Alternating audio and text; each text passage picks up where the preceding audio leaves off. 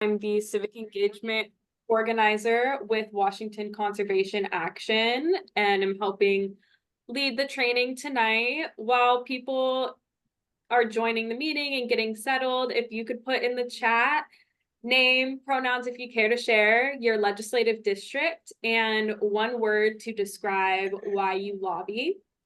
And I can share mine verbally as an example. My name is Gracie, she, her pronouns. I'm in the 5th Legislative District in Black Diamond. And one word to describe why I lobby for the environment would be health.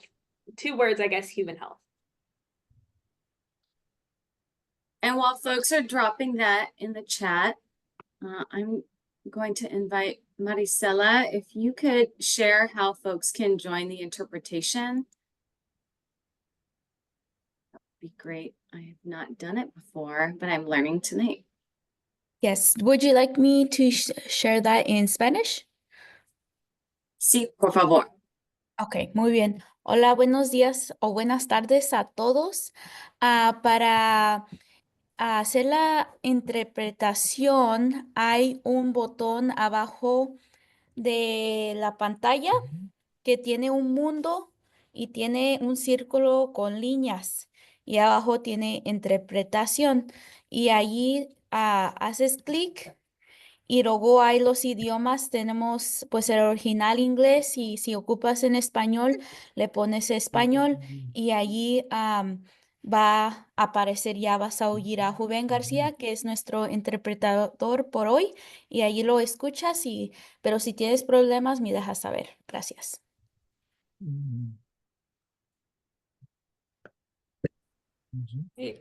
Thank you, Maricela, and thank you to all who helped make the language interpretation possible. I'm super happy that we're able to offer this tonight. Well, we can go ahead and get started. I know people will probably be filtering in. We have 100 participants on the call today. That is so amazing. If you want to keep putting in the chat your name, pronouns, LD, and describing why you lobby, please feel free to do so. Moving on to the next slide.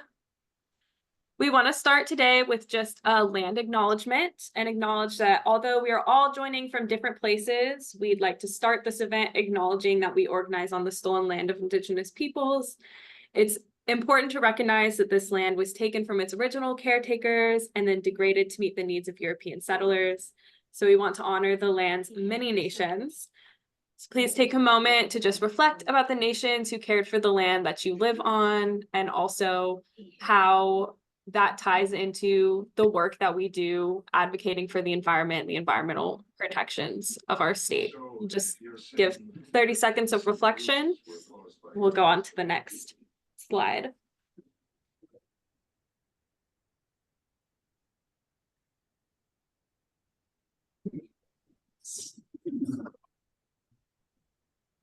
Okay. So here's our agenda. You're going to be hearing from a couple different organizers today, but we basically just wanted to prepare you all for Environmental Lobby Days, which is next week on February 6th. So we're going to start out with an introduction to EPC priorities. EPC, for those that don't know, is the Environmental Priorities Coalition.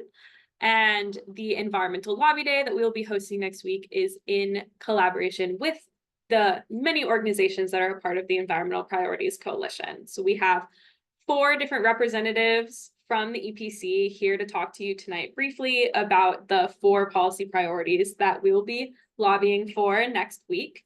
After we go over EPC priorities, we'll give you an overview of the Washington legislature, moving into legislative advocacy tactics, and then we'll wrap it up with preparing to lobby and next steps if you are planning on attending the lobby day next week. We will also have times for questions and reflection throughout the course of this presentation. We'll have a Q&A after you hear about the EPC priorities, and we'll have another Q&A at the end.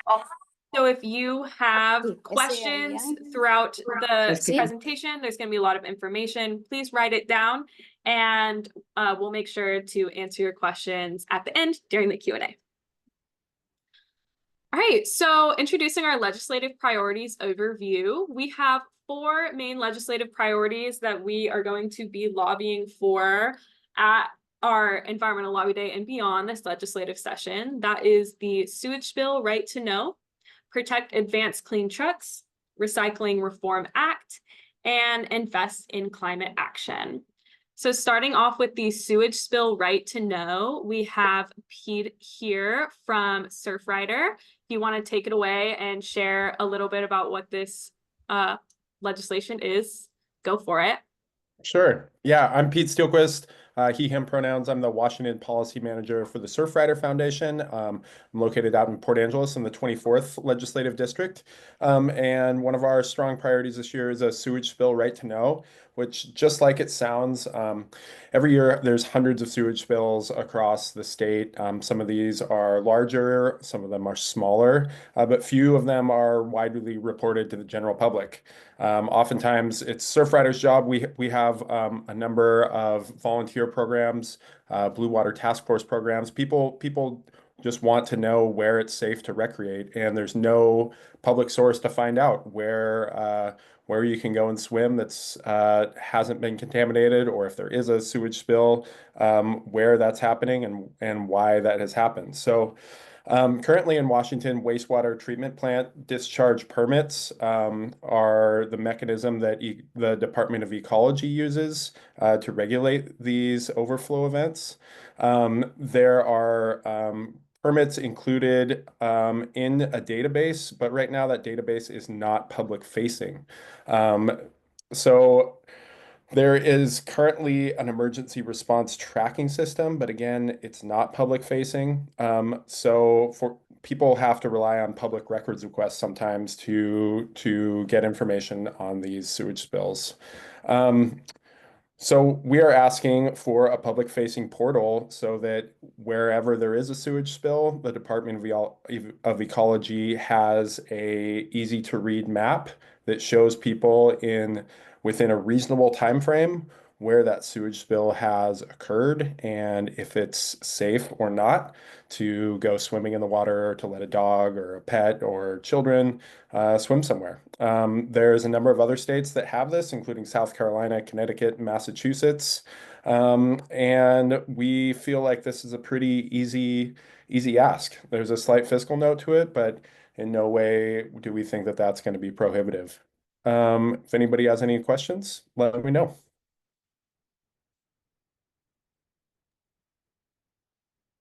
Thank you so much, Pete, for sharing. We're gonna do a longer Q&A after we go through the 4. So write down your questions and we'll answer them during the Q&A at the end. That way we have enough time to kind of continue on. But the next priority that we have is the Recycling Reform Act. And we have Heather here who's going to talk to us about that. Take it away, Heather. Okay, great. Hi, everybody. Heather Trim with Zero Waste Washington, and I'm part of the Plastic Free Washington Coalition. And Pete and Surfrider and some of the others I can see here on the Zoom are also part of that. And I want to start off just with some questions which kind of make the point. One, you know, are you frustrated that you have a list of things you can recycle in your bin at your home, but a different list at school or work or other places or other cities nearby? Are you fed up with, excess plastic packaging coming with things that you purchase either online or in the store? Are you fed up with things that you can't recycle? And are you feeling like you're paying for something and maybe you're not getting the best thing? And do you really trust the recycling system? So all of these things would be addressed by the Recycling Reform Act if it passed. It would, it's basically a polluter pays bill where the producers, the brands and manufacturers who make the packaging and decide what kind of packaging they want to put on the things you buy, and that's everything you buy. So everything from food to, electronics or whatever, they would then pay for the end of life, the recycling of all of the packaging that they are selling into the state. This would make it so that recycling is almost free for residents across the state. There are 11 counties right now in Washington where there is no curbside recycling access. So this would bring recycling to everyone across the state with the same list of what you can recycle, and it would incentivize the brands and manufacturers to make packaging that is more easily recyclable. It would create transparency in the system about where things are going, and it would, excuse me, sorry, I got this cough. It would basically revamp and modernize our recycling system. The same policy has been in place in the world. So in EU, it started in Germany in the early 90s. So throughout the EU countries, other countries around the world, and then Canada. And one of the best programs in the world is British Columbia's program right to the north of us. And 5 states, California, Oregon, Maine, Colorado, and then just now Minnesota, have passed this this bill or into law. And so we'd like Washington to be number 6. Now, what's the status? So the bill has had a hearing last week, or no, 2 weeks ago, no, last week, and then a work session in the Senate, and then again another hearing today in the Senate. There is a confusing situation, which is there's an opposition bill that has been offered by Rep. Fye in the House and Senator Chapman in the Senate. It's the number in the House is 1710, and I can't remember the Senate number. It's very confusing because it looks like a great recycling bill. It has a very broad title, and it's super, it's designed by the waste industry to kill this bill.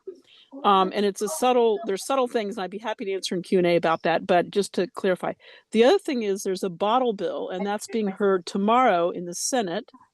And that's also confusing because it has a title that's almost the same as this. And Pete and I both are going to be testifying pro, but kind of soft pro on it because we like it. I like the idea of a bottle bill. It would help improve our recycling. It would help reduce litter. But if it passed first before the Recycling Reform Act, it would cause a ruckus for cities and for ratepayers in terms of paying for recycling.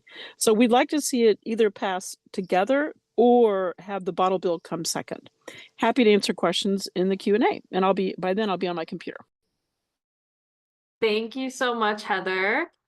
Moving on to protect advanced clean trucks. I think this is Leah that is presenting this. Leah, go ahead. Thank you. And hey, everybody, thanks so much for joining. I'm Leah. I'm with Climate Solutions, she, her pronouns. And again, really appreciate you all who are willing to dedicate your time to fight for environmental action here in Washington. It's very helpful.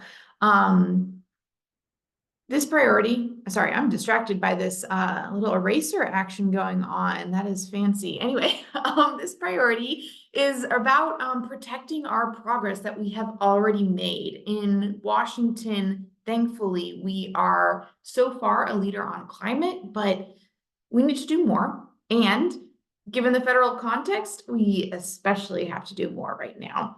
And part of that is defending our progress. Now, I wish all the time we could be out there proactively fighting for new actions that would benefit folks' lives, but unfortunately, the need for defense is real.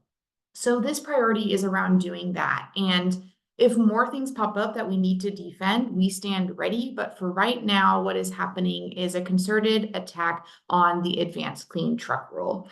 This is a coordinated nationwide attack. It's happening in other states, including in Oregon to the south. What this rule does, what this program does, is essentially tell truck makers that over time, gradually, they have to provide more and more zero emission options for folks.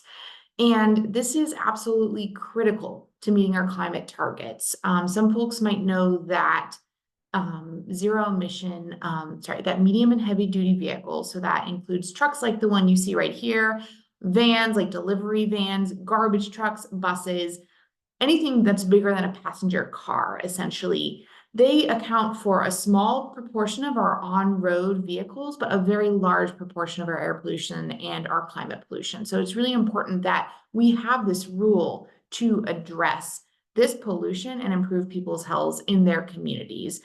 We have worked on protecting this policy, we are also working on making sure that it is achievable. As a coalition, the Environmental Priorities Coalition, for example, has fought for financial incentive funding for drivers so they can be able to access these clean vehicles. And so we're really excited about doing that, but we also need to hold our ground. So we are really talking to legislators, making sure that they understand that people care about this program, that they care about these investments, and that we really need to clean up this sector and move away from diesel.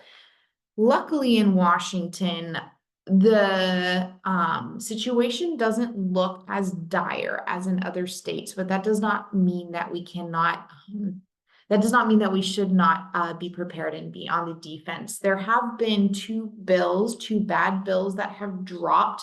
The numbers are SB 5901 and HB 1117, which would remove all of our clean vehicles rules, including our clean truck rule. Now, I want to be very clear. We are not worried about those bills moving. We do not think they will move, but I just want to discuss those to indicate that there is attention on this issue. We know we need to stand strong, and we know we need to continuously affirm to legislators the importance of cutting diesel fuel pollution and switching to cleaner trucks. So really appreciate you all elevating this when you're talking to legislators and just saying it's really important for the climate. It's important for your community. It's important for your health. And instead of walking backward from progress you've already made, let's double down on it.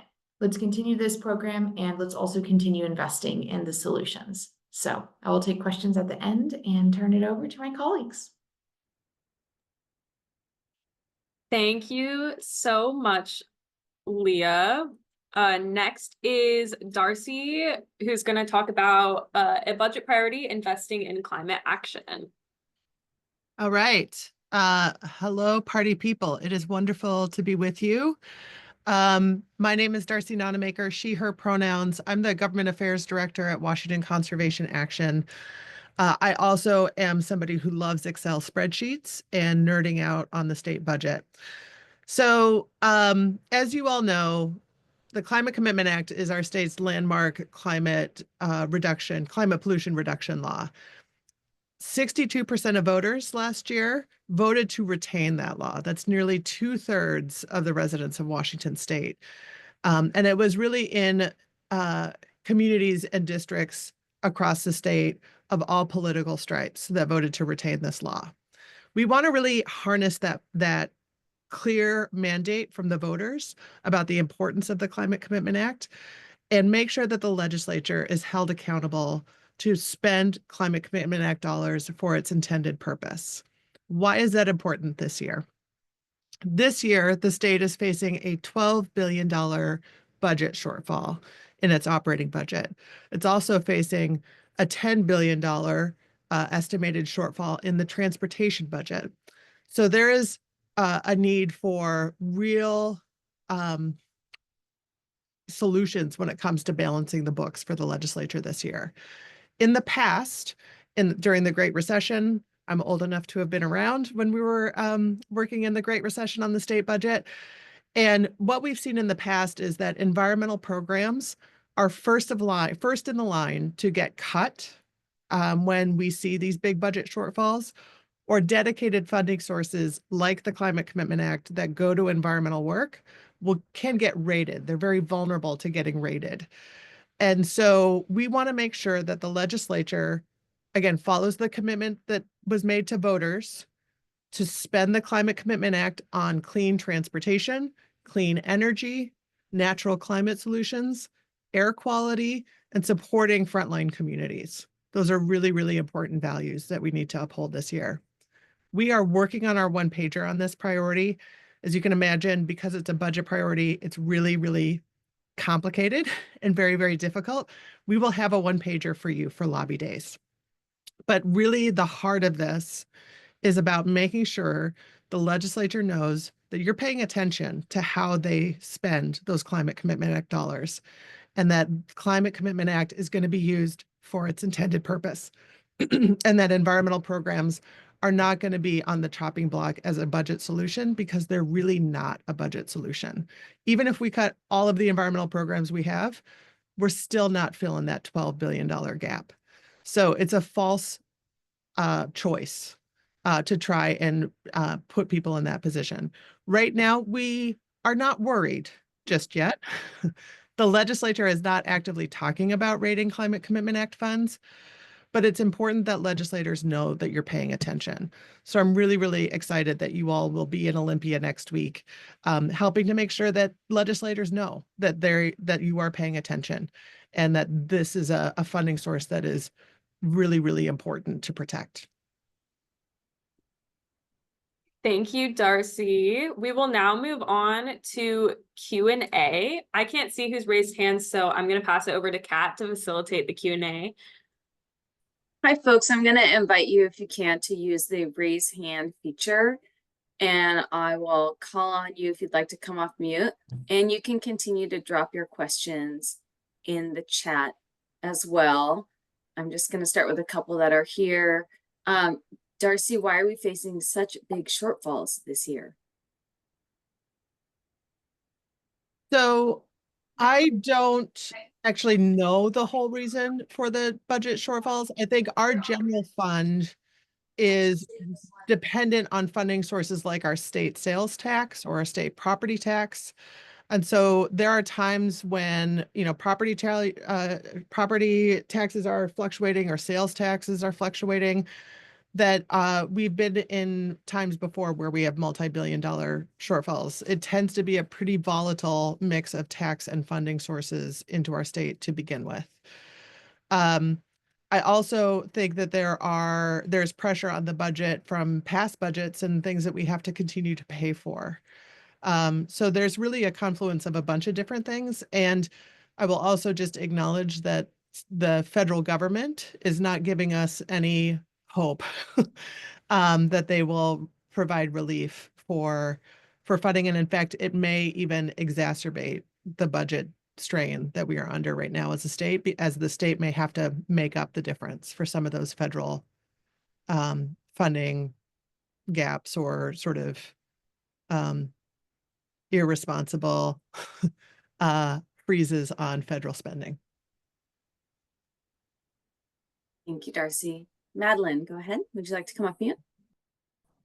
Yeah, so I have two questions.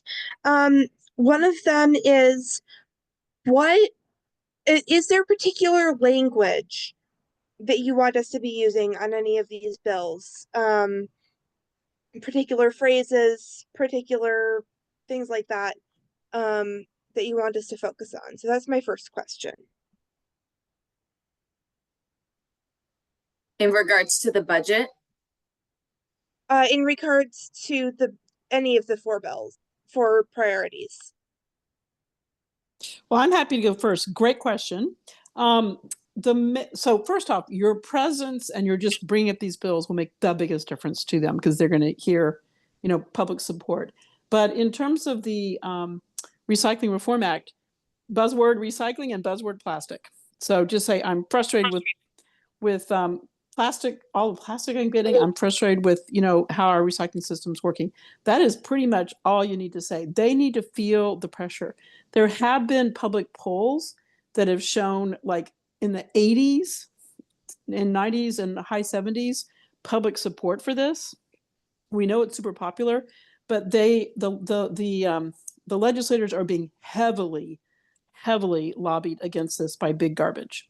And so the more they hear you say how much you want to see recycling and plastic reduction done, then that will be, for us, that would be the main things to say. Thank you.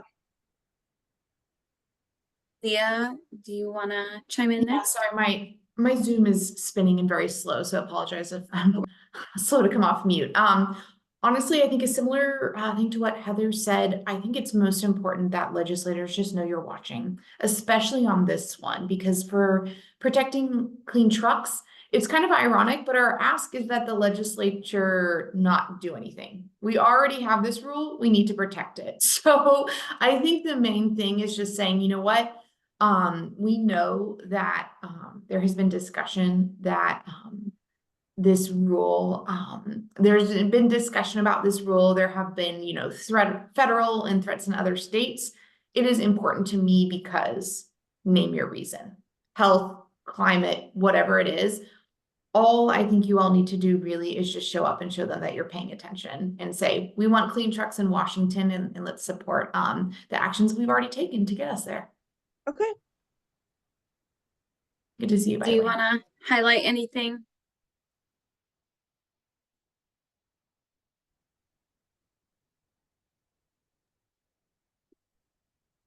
Pete, if you're talking, we can't hear you. Oh, I think in a big picture, our job is to be the voters. You know, we are the taxpayers, we are the voters. We elect these people to solve the problems. I think it's totally appropriate for us to go to them and say, this is a problem. Here's a solution. Now we want you to fix it.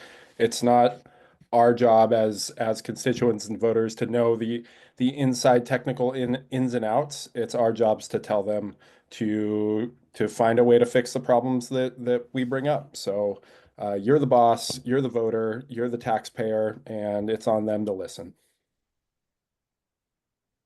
Can I add one last thing? Yeah, go for it. Please. Just to say, you know, we intentionally, as the Priorities Coalition, chose a reasonable slate of priorities this year. We did not come to the legislature seeking, as Leah was saying earlier, you know, the big new policy kind of decisions that we have in the past. And that is because we wanted to meet the legislature where they were at, but also let them know where there's some added work to do. We have options in terms of how we fund things like the sewage spill right to know bill. When we're thinking about producer responsibility, we're trying to think about like the financially responsible thing to do and sort of system for recycling.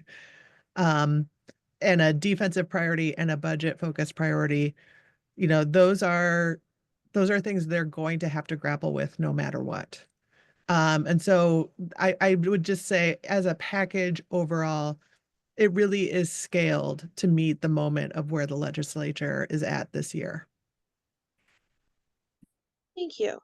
Thanks for that, my Darcy. My second question. Oh, you're gonna pop Let back me to- pop to Allison real quick, and then we can come back to your second question, Madeline. Thanks. Okay. Go ahead, Allison. Hi there. I had a couple little questions. One is I had heard that maybe there was going to be a virtual option, so I was just checking on that. And then I was wondering if you are going to have white papers for, I know that the speakers just said that we don't have to get into the details of it, but it sounded like on at least the recycling bill, there's an alternative bill that the you know, the waste management industry is trying to push. And so it would be helpful to be able to say, you know, we don't want to have this bill. We're really in favor of this other bill. Talk about the virtual options after logistics, and I'll search for your email and reply to you individually, Allison. But Heather, do you want to tackle the other Sure. questions? So we have a one pager. The one pager is all about the bill we want. The bill we don't want, all you have to say is it's a partial solution. It's an incomplete solution. That's the simplest negative on that. I don't know, Kat, if we want to do like more pieces than we already have for people in their packet. I'm bringing up the other bills just so that you guys know, since you're here tonight hearing the training. But fundamentally, the other bill is a partial bill. Won't solve the problem. Yeah, I think we'll invite folks from organizations to have additional resources they want to share. But it's already a big lift talking about 4 priorities in a meeting. So we're going to try to keep it simple.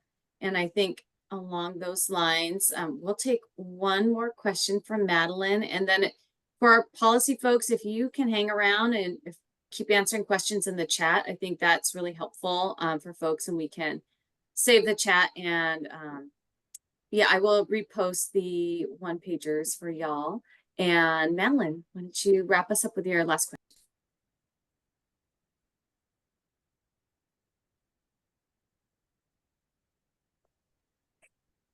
You're on mute. Whoops. Given the federal catastrophe happening, are there any state things that we should be aware are at risk? Are there things we should mention to our legislators beyond the priorities already established? Like, this is Environmental Lobby Day. A lot of environmental stuff is being cut at the federal level. How do we respond to that in the moment with our legislators? I can quickly jump in on that one. I think part of the core, there's sort of two aspects to this, right?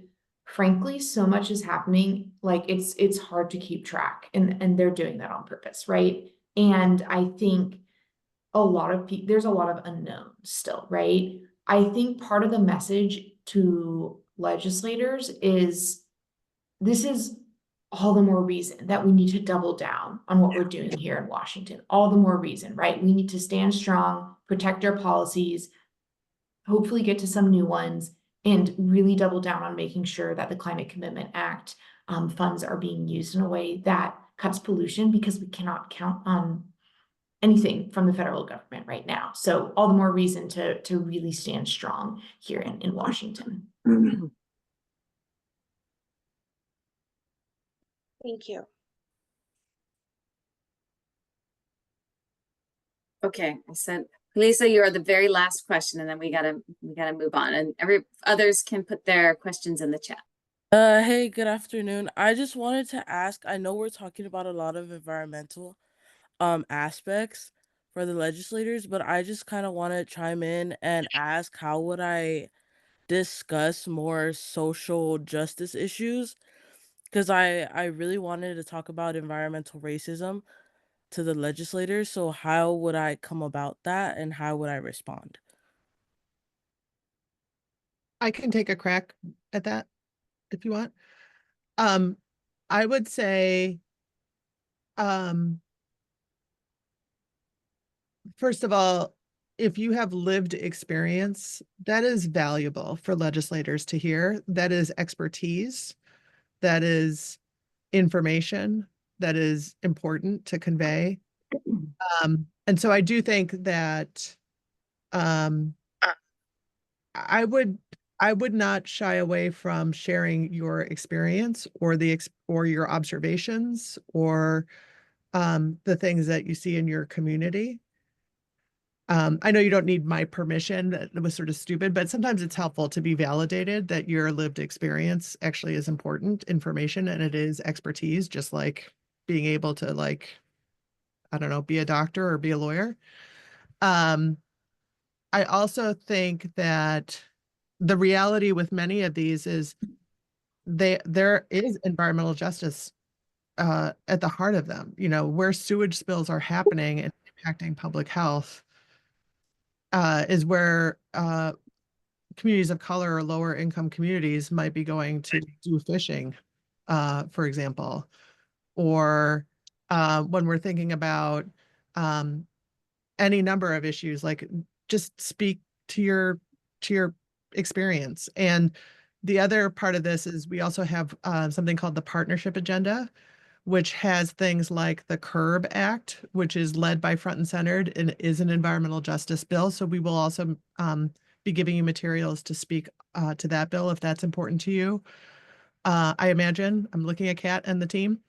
And we will also, there are also issues like language access and voting that are on our partnership agenda. So even things like democracy and how healthy our democracy is are environmental justice issues, because it gets down to whether those communities have a voice and who's representing them and whether their representatives are actually meeting their needs. And that includes on the environment. So I think that there's, I don't know if that's helpful, but those are some of my kind of initial ideas. Yeah, thank you so much. Thank you for that great I would question. add also that the partnership agenda includes the CURB Act, which is a pure environmental justice bill. And we would definitely want you to bring that up. If you're not familiar with it, we can tell you more about it. It has to do with cumulative impacts of pollutants in communities. And I know there's a video of that and some resources. I'll dig that up and drop it in the chat. And I'm going to pass it back to Grace.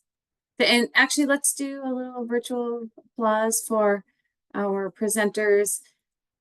If you have time and you can hang out and continue to scroll through that chat and drop those answers, we appreciate it. If you have to head out, then we are thankful you're here. Yeah. Thank you all. I do have to head because I'm on campus and need to get home for dinner, but I really appreciate you all. I think I've got the questions in the chat, but if you have any Clean Trucks questions, folks here can help connect you to me or whatever it is to give you the answers, but thank you again. Thanks, Leah. Back to you, Grace.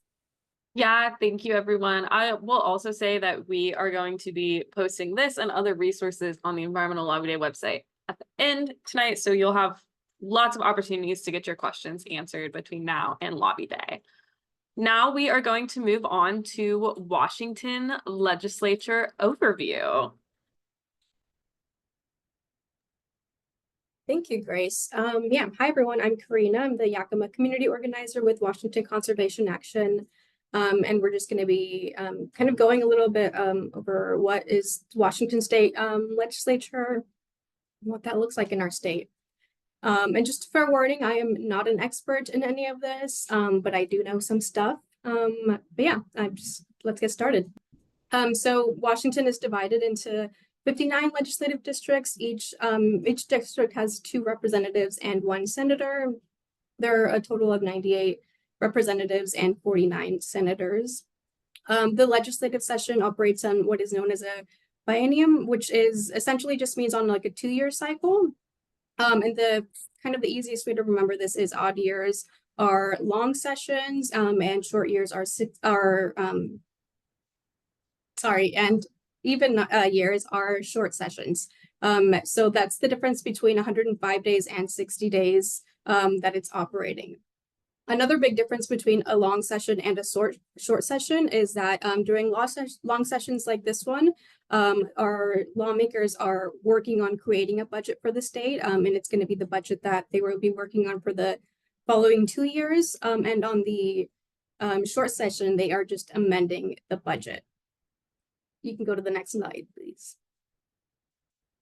So this is kind of a little overview of what the House of Representatives kind of looks like in the state of Washington. We are a Democratic majority in the House of Representatives. And some key roles for that are kind of like the Speaker of the House, which is Lori Jenkins. And kind of her role is they are elected by other members of the House of Representatives, and she serves as the head of the House and kind of guides the legislative process, ensuring that the House functions effectively. And some other duties that the Speaker of the House has is they manage the legislative session, they maintain order, oversee any debates, and call into session, and they can also make any parliamentary decisions and procedures. Yeah. And then we also have the majority leader, and he obviously represents the Democrats, who are the majority. And then we also have the minority leader, and he represents the Republicans in the state representatives. And it's a breakdown of 49 to 32 at the moment, and they serve about 2 years each. Next slide. Now for the Senate consists of 49 individuals who serve 4 years each. Each senator serves in several committees, which meet frequently during these sessions to discuss proposed laws and other input from the public. The lieutenant governor serves as the Senate president, and that is Denny Heck. The lieutenant governor, or the president of the Senate, he proceeds over the Senate during sessions and Senate chambers. And if there are any things like disputes or anything like that on the floor, he's kind of in charge of that, of the proceeding that.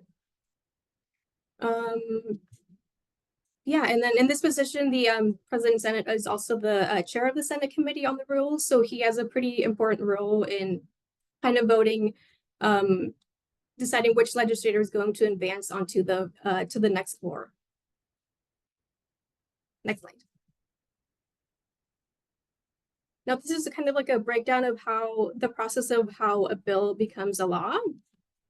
So a bill is first introduced by either a state representative or a Senate. They were kind of created to have sort of equal power. So it doesn't really matter who introduces it, because both the Senate and the House of Representatives have to go through the same process of looking through the bill.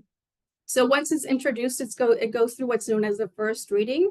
This is where the title is read, and it's also referred to an appropriate committee. So for the kind of legislation that we're working with, the priorities, they will probably either be sent to a environmental and energy committee, agriculture and natural resources committee, or even like a local government affairs committee. Now in this committee, this is where a lot of the detailed work happens, including discussions, public hearings, and any potential amendments. At the second reading, this is where the legislatures can debate on the bill, do, again, more research on merits, and they can also vote on whether they want to pass this on to the third reading, or whether they want to just completely stop it. And if they decide that they don't want to go forward with it, then they must wait until the following legislative year to reintroduce this bill. If it makes it to the third and final reading and vote, they again kind of have to go through the debate process. They can, if they want to amend it, they have the chance to do this here. And at the final vote, this is where they decide whether they want to move it on to the next house, to the next chamber, sorry. So if it started in the House of Representatives, it would have to move on to the Senate and vice versa. Now, once it does go through the final passing, again, it kind of goes through the exact same process that it went through in the first chamber, but now just with the opposite kind of group. And if there are any changes that need to happen during this second chamber, then it has to go back to the first chamber. So they can't make any decisions without both the Senate and the House kind of agreeing on the same thing. Once both this chamber 1 and chamber 2 agree on it, then it goes on to the governor, and this is where the governor kind of has the final say on whether he would like to sign the bill into law or veto the bill completely. Next slide. Now, these are just some quick hits on what the 2025 legislative session is looking like in the state of Washington. We have, of course, our new governor for the first time in quite a few years. So that's some changes there. Again, like I mentioned, this is a long session. So this session started on January 13th and will run through April 27th. Yeah, and they are focusing on the budget for this year, which is obviously very important, and which is what a lot of work that we're doing is focused on. Next slide. Yeah, now we can open it up to, is there anything that surprised you about the legislative process? I know this isn't something that is talked about a lot in schools. I know we hosted a training in Yakima a few weeks ago, and I know this was a lot of new information for some folks. So please raise your hand if you want to share your thoughts. Iris? Thank you. I just wanted to clarify something. Karina, you said that the amendment process happens in the third reading, but in the slide, it said that it happened in the second reading. So I just want to get clear on that. Yeah, sorry about that. It can happen at any of the hearings. They can make a choice to amend it. Okay. Thank you, Darcy. We'll take Laura's question and then we'll move along. Yeah, I just had a quick question. It sounds like a really complicated process. I was really interested to learn about it, but then it makes me wonder, do you have a rough idea? Like, I'm really excited about this recycling bill that you were talking about. How likely is it that bill might pass this year? That's another good question for Heather. I took another bite. Sorry. Hang on. I'm starved. So a lobbyist will never say, you'll never say the bill will pass this year. You will never do that, and neither will a legislator. But this year, this is year 5 essentially on this bill. It's been an environmental party for several years. It is a the coalition that's supporting it has grown. There's been a lot of new studies in the last 2 years about the impacts of plastics within the human body and an association with cancer and cardiovascular disease, and it's in the testes, etc. We didn't have that human health impact when we started this. Now we do, and now we have doctors testifying in the hearing. So things have really ramped up on this bill. And like I said, Rep. Berry and Senator Loveland have worked really hard on this bill. So things are looking pretty good, but the problem is the waste industry is very, very powerful. Big garbage, I should say. Very powerful. So, it's you never say yes, it'll pass, but we do have some things that are on our side at this point.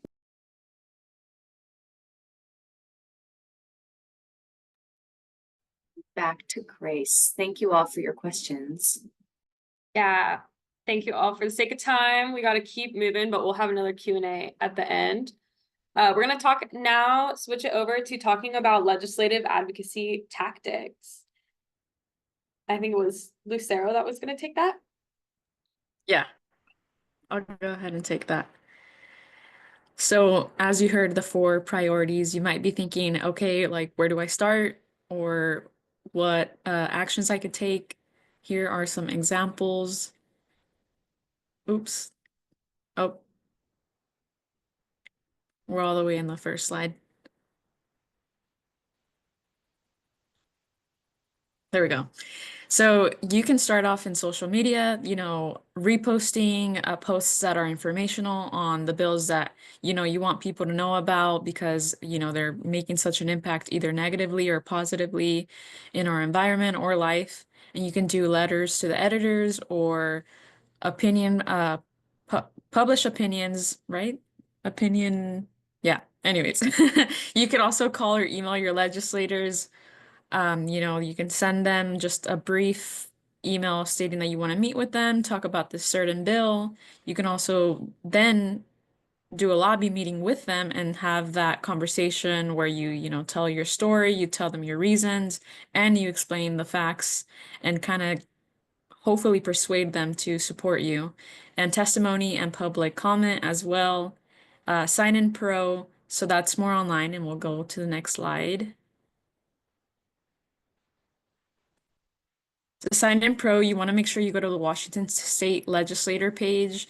You visit there and then you go and enter the bill number into the search bar, and then you click to sign up to testify once the bill comes up, and then you will click on I would like my position noted for the record, and then click sign in pro or con, pro being for or con being for against.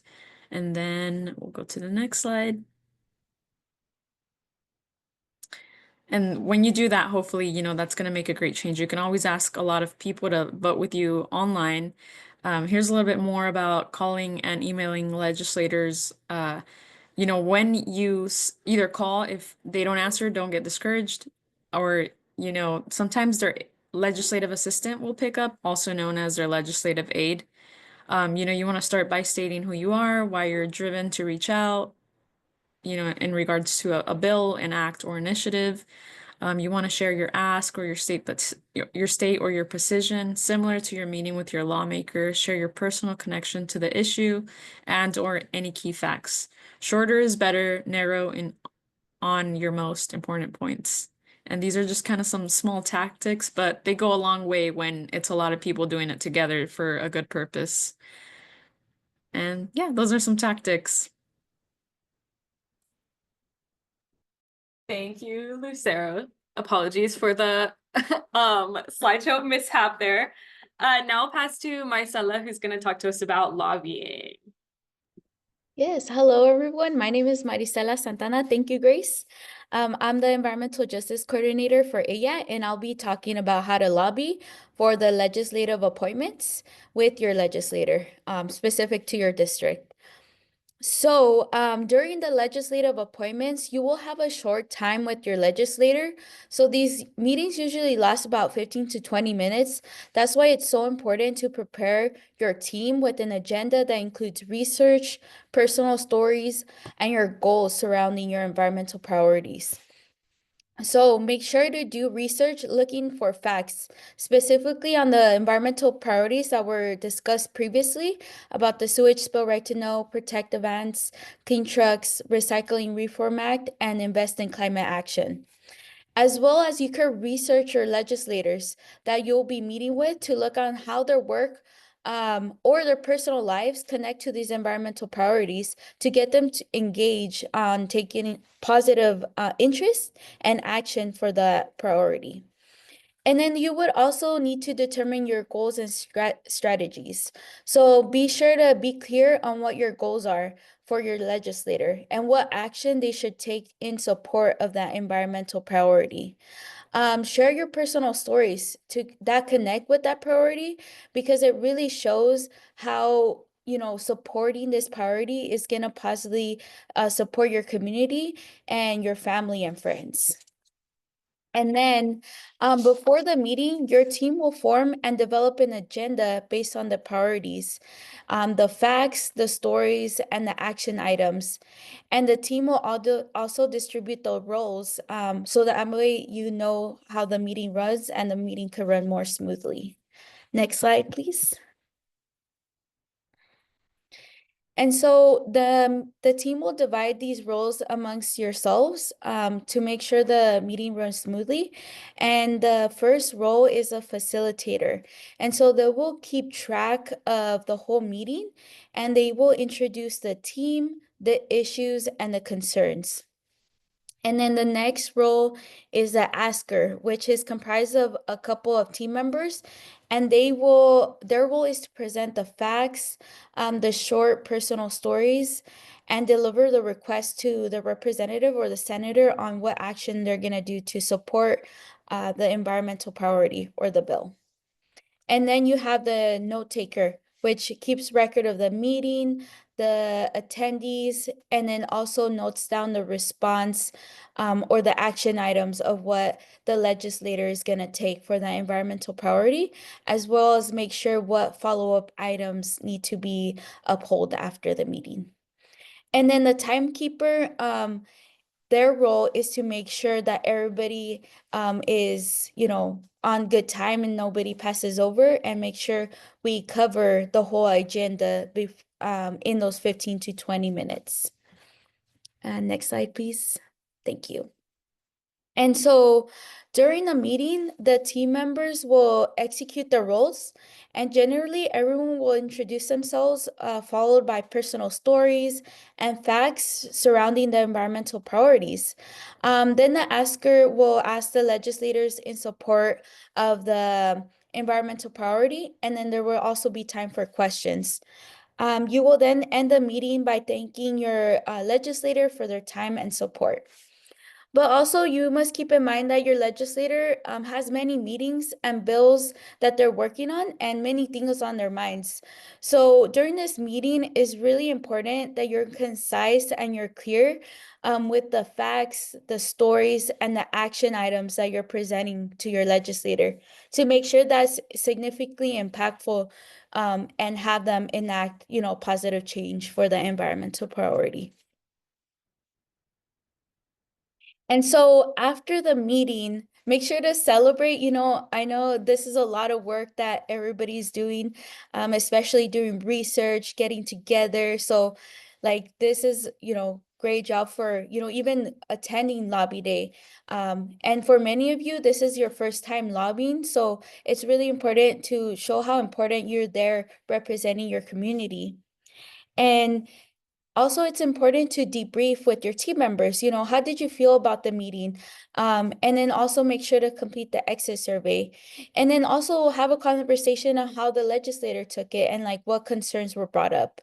And then anything after that, you would want to do a follow-up. Is there any questions that they asked that there wasn't enough time to cover? You could always send up a email, a card, or even call them and follow up with any resources that they may ask, or finish up any other important issues for that environmental priority.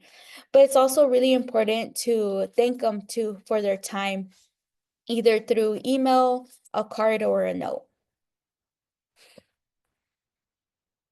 Yay, and then I would like to introduce our next speaker, Isabel Kirtley, who has volunteered with Lobby Days for the past 3 years, and she is here to share her experience as lobbying as a young person.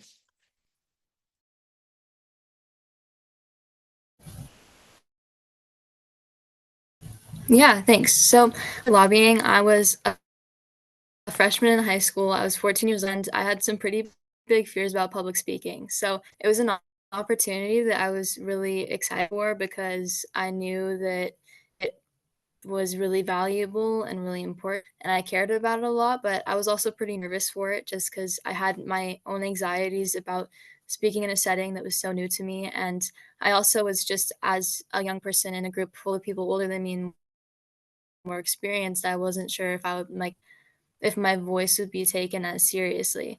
So throughout the process, I was meeting with a group of people who had done it a couple times before, and they were all really supportive. And through that, I kind of learned that like my main importance and the goal that I was there was to share my story. And I think as lobbyists, one of the most important and easiest things that we can do is just tell our story. And like you're gonna be the best person to tell your story because nobody knows like you do.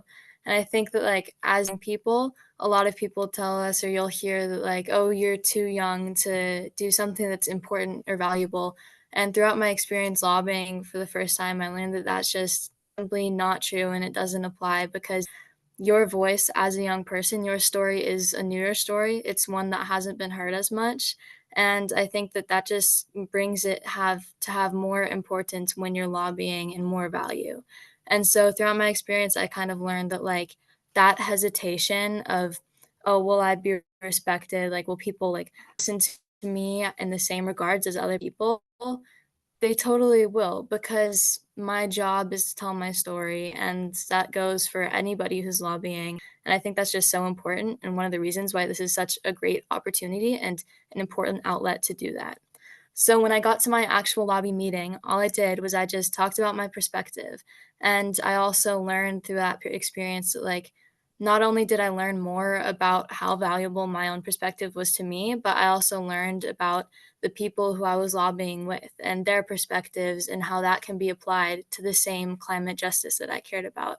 And so our legislator, unfortunately, did not vote yes on our bill. They had some other reservations and hesitations about it, but I came out of that experience knowing that I had contributed to something that was so much bigger than myself.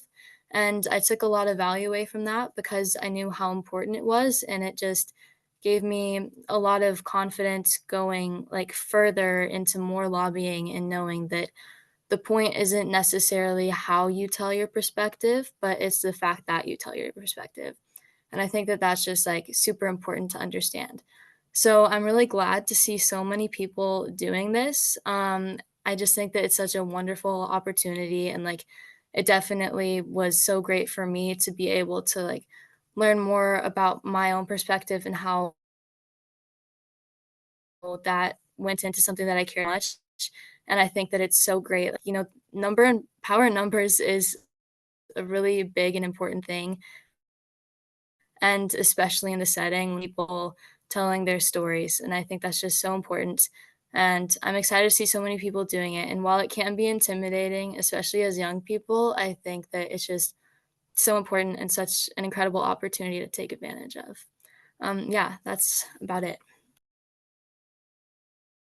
Thank you so much, Isabel. That inspired me. And I have lobbied many times before, but I'm so happy to have you and be able to share your story. And Isabel lives in Walla Walla, and she has been recruiting other students in that area to be a part of Environmental Lobby Days, which is super cool. So virtual round of applause for her for bringing more young people into the space, especially from Eastern Washington. Moving on now to next steps. I'm just going to go over next steps real quickly, and then we will have a Q&A. We have until 7:30, so we're making pretty good time. If we wrap up questions before 7:30, we can hop off a little early. But for next steps, connect with other constituents in your district. We will be reaching out to you within the next couple of days, connecting you to other people in your district who have signed up for Environmental Lobby Days that might be in the same meetings with you. Once you get that email and you get connected, definitely reach out to them and maybe set up a meeting or a text chain or email chain or whatever it is to start to prep for what you're going to say in those meetings. 10 lobby day office hours. We are going to be hosting office hours starting this week into next week. We will also be providing you with that information over email of when those office hours are and how to join. This is an opportunity for you to come ask more questions that you maybe didn't get answered today, run through things like making an agenda and preparing goals and stories with other constituents in your district, and really just making sure that you feel prepared for the lobby day. So definitely take advantage of those. And then the third step is make sure you check your email and also visit the website environmentallobbyday.com for Day of Logistics. We will also be posting a recording of this presentation and additional information and resources about the policies that we talked about today and other ways of lobbying and building your lobby story and putting together your lobby agenda. That'll be available to you on this website. So definitely check it out. We also have the entire schedule for the Environmental Lobby Day posted on the website. So check that out as well, and check your email for specific times of when to check in, how to check in, where to go when you arrive on campus during lobby day, and everything else. If you have any questions, you can always reach out to us. I will leave my email in the chat for you all to reach out to me and Kat and other people. And then if you have not signed up yet for Environmental Lobby Day, but you would like to, Environmental Lobby Day is in 1 week on February 6th. And Kat or somebody else can put the sign up in the chat today for you to sign up. You can do virtual options or in-person options. And we'd love to have you there if you're not already signed up. With that, I am going to open it up now for questions. And I'm going to stop sharing screen so that we can all see each other. And please use the raise hand feature and we'll just go through. Yeah, we have about 20 minutes open for questions. Great. So I'm going to answer the question from Irene in the chat. Will there be opportunities to lobby virtually if you can't go to Olympia? And yes, we, especially for the Eastern Washington district, so the Spokane area, Walla Walla, up north, Colville area, we are specifically asking for virtual appointments. It's just, I think that's one of the great benefits that came out of working remotely, and it makes it so much more accessible. For folks that are in more of the Western Washington districts, we are trying to have that visual, physical, in-person presence, and are requesting in-person meetings. But I would say I've connected with 2/3 of the legislative teams, and some folks can't make it to Olympia, but they would like to join the meetings virtually. So when you are connected with your team and you set up your time to meet for office hours, have that discussion. I know that I have, someone just Zoomed me in on their laptop and I joined a meeting virtually. So it was a great hybrid meeting, or you can even join in on FaceTime. So work with your team to find a plan that's going to work for you all. And then Maricela is asking, for the ledge appointments, is our goal to present all priorities or focus on one? That's a great question. One of the things that we're encouraging teams to do is to at least present all 4 of the priorities, rather than think of it as a menu where legislators can kind of pick and choose which bills they want to support.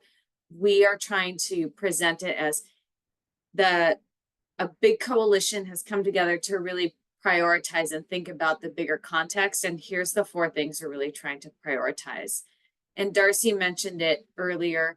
There's 2 actual bills, the sewage spill bill and the recycling reform. So we can lean into talking about those bills, and then the values around protecting the clean trucks and investing in climate. I also heard a lot of folks say that they were excited about the CURB Act. So we'll make sure that y'all have resources to share about that. we have something called the Partnership Agenda with the Environmental Priorities Coalition, where we ask our partners that maybe our environmental justice groups, labor groups, different intersectional organizations that are also trying to advance bills where it doesn't make sense for us to be the leader, but maybe it makes sense for environmental groups to show up in numbers. And the CURB Act is one of those bills this year. So we'll share some more resources on that. Grace, do you want me just to keep going answering questions? Yeah, you can keep going. Okay. I'll take Jasaida. Am I pronouncing your name right? Jasadia. I wanted Jasadia. to ask, when we're going into the process and when we're there at Lobby Day, when presenting these bills to the legislators, if we could go into the process of testimony and how we would propose said bill, if you could just touch up on that process. I am going to turn it over to some of my great youth organizers to share briefly about that, and with the caveat that one thing that I have learned over the years with lobbying for bills, especially when they're first introduced in their committee hearings, is sometimes it's not helpful to sign up to testify because they're trying to move them out quickly. So that's why it's really great that they've enabled things like being able to sign in pro or to submit your virtual testimony. But Grace, can I pick on you briefly to answer the question about doing public testimony? Yeah.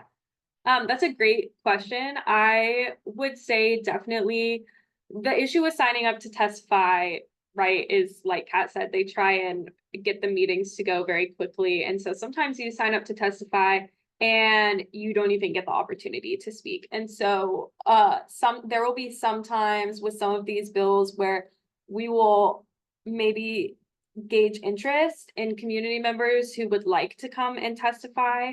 But typically we don't encourage people to testify in person on their own as much as we would writing public testimony through written testimony, which you can do online, and that is counted when the bills have a committee hearing. All of the written testimony that is submitted is counted as testimony, is read during or before or after the meeting. And then additionally, signing in pro and doing public comment. I will say at the lobby day, we will also be having a lot of art build related things, which I think is a great way to do advocacy and kind of build your story. And we'll have the opportunity to do letter writing as well. So if you want to write a letter to your legislator as sort of an expanded testimony, expanding on what you would be talking about in your lobby meeting and deliver that to your legislator's office during kind of the crafting time. That is another opportunity to do or potentially deliver it to a committee chair. That is another opportunity of a way that you can kind of have that extended story in without necessarily testifying in person. And as always, when opportunities come up where we need people to testify in person and show up and testify in person, we will definitely share it out with this group of folks as well. Hopefully that answers the question. If you have a follow-up question, I'm happy to answer as well. Thanks for that, Grace. Thank you. That covers most of it. And I think if there's an organizer that you've been working with, drop them a note, or you can drop a more detailed note in the chat, because it's a long session. It doesn't end with lobby days. So there's more opportunities for us to host more training. So even if we don't get to it tonight, and it doesn't mean that we can't tackle it after February 6th. Dave, how about you? Yeah, can you hear me now? Okay, I've been listening and you're focusing on 3 bills, sewage spills, excess plastic, and so on. I've been concerned about the interstate bridge that's going to be built for $7 billion down in between Vancouver and Portland. And I'd like to express that concern that once they spend $7 billion and it's going to be completed in 2035, that it's not going to improve the climate. They're going to have more vehicle miles traveled after this is built. So I'm just wondering, how would I express myself to the legislators to get this opinion that it should be redesigned and not spend $7 billion and build something that's being built in Vancouver, BC for half the price. So how would I present myself for that? And this group, would it back this image or the presentation? That's a great question. And I've fielded a lot of similar questions. There's the wonderful thing about Washington State is that we are truly a leader in the environmental space, the conservation space, the environmental justice space. I think the elections in 2024 showed that Washington State and its constituents really care about this issue. So there's a lot of bills that are out there, and you're right. We're just talking about 4. And so my ask would be, for the sake of your team, is to, as you're gathering with your team, address the priorities first, and then after that, talk to your team. Is there space for that? And if not, just like Grace was saying, I also think it's a really wonderful time to write a well-informed, passionate letter for your legislators, and you can bring it and leave it with them. And if you have others that also agree with you, make your own sign-on letter. I think that's really effective as well. And you can hand that off to them in person at Lobby Day. And same with some of the other bills that I've heard. There's so many great bills that are out there right now, and we can't talk about them all in a 15-minute slot. Yeah, or see how it fits in with the CCA. Grace, I saw you come off mute. Oh yeah, I was just gonna add that I think that the part of the point of this training is not just to teach you how to lobby on behalf of the EPC or for us, but to lobby for things that you care about beyond environmental lobby days. So I hope that your activism and your lobbying work extends beyond just this lobby day. Like, anybody can set up a lobbying meeting with their legislator at any time. You don't have to do it within the structure of an organized lobby day. You can just email your legislator and set up a meeting. And so use these skills that we've taught you now to, if you didn't get the chance to talk about things that you want to talk about during this lobby day, when this lobby day is done, set up a meeting with your legislator and use the skills that we taught you here to talk about these other bills that you care about as well. I don't know if I have a team. Will I be notified? I have a team? Yes, you will. I made it about 2/3 of the way through connecting teams today, and the other third will happen, let's just say tomorrow morning. Thank you. Joseph.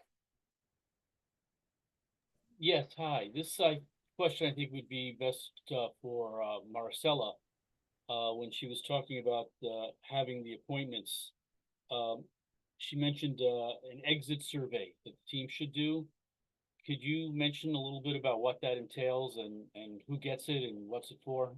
Yeah, that's a great question. So we have a post-lobby meeting exit survey that will be, there's something that we call a meeting planner that kind of talks through all those different roles that Maricela was talking about. And at the very bottom, after you go through the steps of your meeting, there's a debrief. So you do your 15-minute meeting, somebody's taking notes, and then afterwards your team will huddle, and it's a Google form, and it just asks you, which legislator did you meet with? Had they heard about the bills? And then there's check boxes.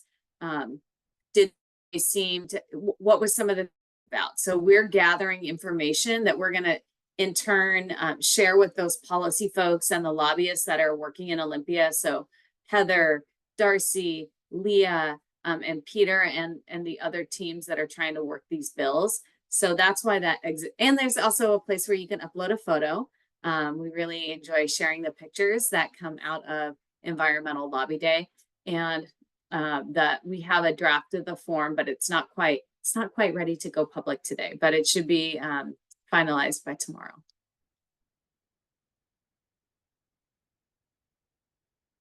Can I add to this? Please. So it was really helpful last year from the lobby day. We learned about a few legislators that we weren't sure about. And so it is critical, if you can, to try to get them to directly answer, would you support this bill? Or do you support this idea, the clean, fighting against clean truck watering down? Try if you can. A lot of them are not necessarily going to give you a straight answer, but if you can, try to get them to tell you, are you with us? Will you support this? So kind of try to ask the direct question. And I do want to correct something I said before. I didn't complete my thought, and Pete did in the chat. When I was talking about the legislators who didn't want to work over the summer, what I meant was, and I didn't complete my thought, is they were working a full-time other job, and because they are underpaid and they need to basically have a good income over the interim to make up for that. And I'm not saying a negative on them at all. They're great legislators, but they had to prioritize their job in the interim. So sorry if I wasn't quite clear on that. Thanks for clarifying, Heather. We have about 8 more minutes. Are there any other questions? Susan.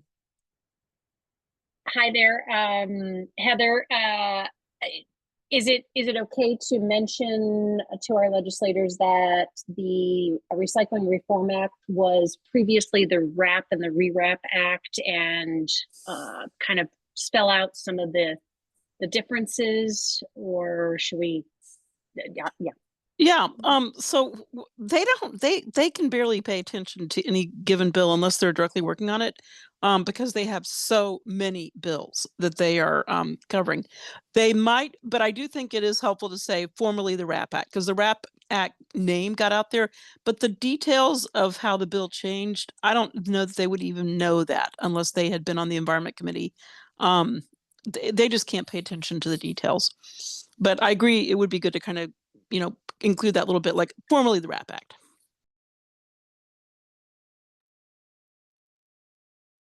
Great suggestion. Thank you, Heather.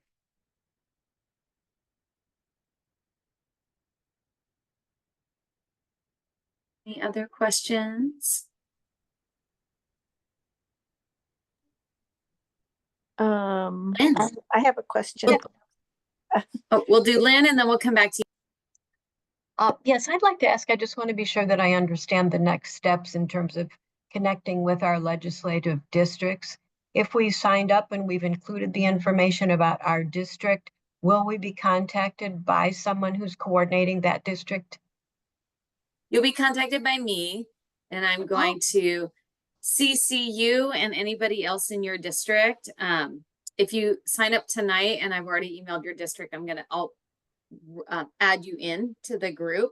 So step 1 is if you haven't actually officially registered, then you'll want to register for Lobby Day. And then what I do is I sort that by your district, and then I connect you all and let you all collaborate. And we're here as support, that's especially in those office hours. And we created the Environmental Lobby Day website because the first year we did virtual Lobby Day, there was just email overload. So we're trying to make that a hub. So I do encourage you all to explore the website. This recording will be posted there. There's a resources tab. There's an events tab that has the calendar. There's the schedule. As we update the schedule, we won't email you every time, but you can go back to that website. So fill out the registration form. I will connect you with your colleagues. And then as a team, you'll decide on a day and a time when you want to meet. It usually takes 30 to 45 minutes to plan out your meeting. And then we have a team of 5 or 6 folks that are scheduling the meetings with your legislators on your behalf. And so our hope is that by Monday of next week, we will have the bulk of those appointments scheduled, and we'll share those with you. And we'll put that on the website so you can find your legislators and your meeting time. So it's little by little.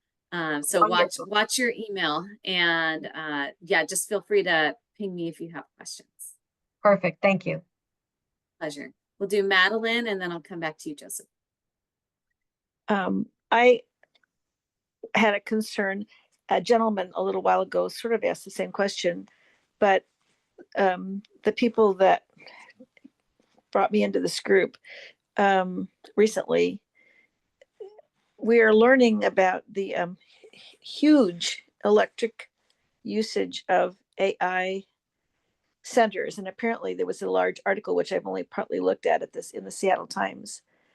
And there's concern that if that happens locally, it will use so much electricity that we will be overwhelmed, that there won't be even an electricity left for citizens in their homes and so on. It's going to be horrible. And I asked if there was any kind of a bill that we know about that's being considered about this use. And the thought was it's probably the information's so new that it isn't on people's radar yet. But I was thinking that Sierra Club and Environmental Lobby Day and all the activists that are involved, it should be soon a priority, because it sounds like it's going to be disastrous in terms of trying to prevent pollution from carbon emissions. So anyway, I'm hoping that it will be important, and on everybody's radar soon.